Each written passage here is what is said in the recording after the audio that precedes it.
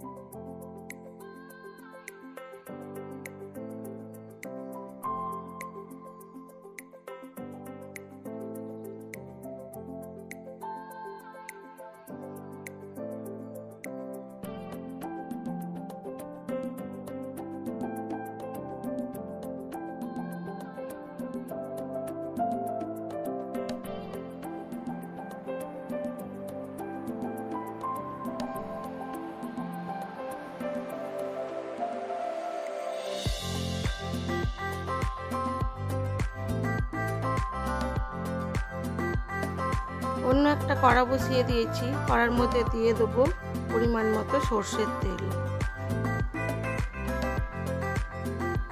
তেলের মধ্যে দেবো গোটা কালো সর্ষে আর 5 ফোড়ন, আর দেবো একটা গোটা শুকনো লঙ্কা।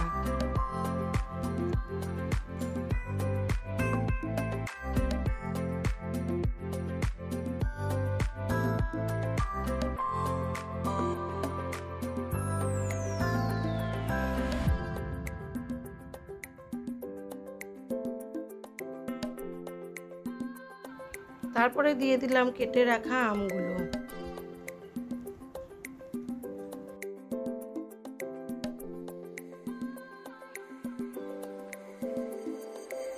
আমের মধ্যে পরিমাণ মতো নুন দিয়ে পরিমাণ মতো জল দিয়ে দিলাম। আর দেবো সর্ষে লঙ্কা বাটা। লঙ্কা খুব কম, সর্ষে বাটাটাই বেশি।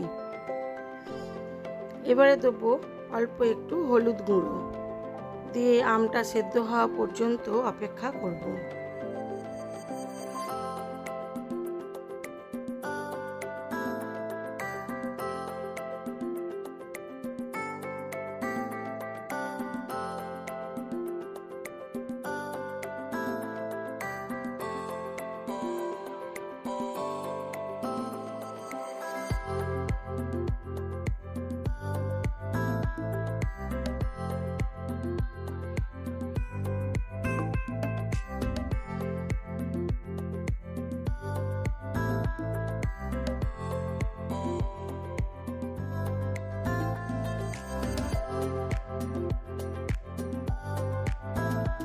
আমটা সেদ্ধ হয়ে গেছে।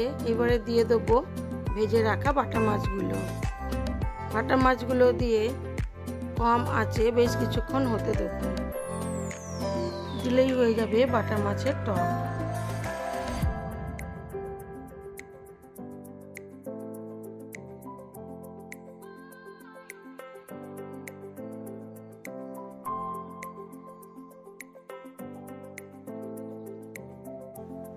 টকটা আমার হয়ে এসেছে। দিয়ে দেবো স্বাদ মতো চিনি আর অল্প দেব কাঁচা সর্ষের তেল ছড়িয়ে এইবার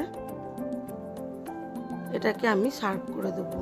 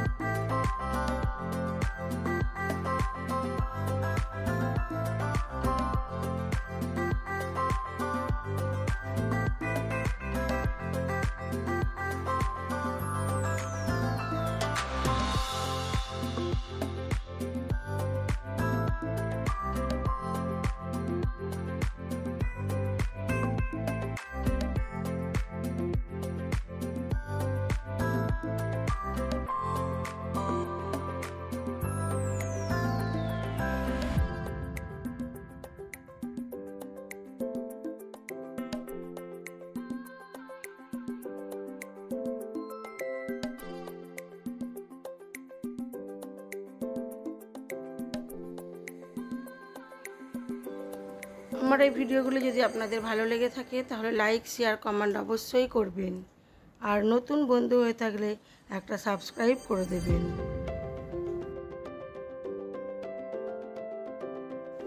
আমার আজকের লাঞ্চ মেনুতে কি আছে দেখিয়ে দিই।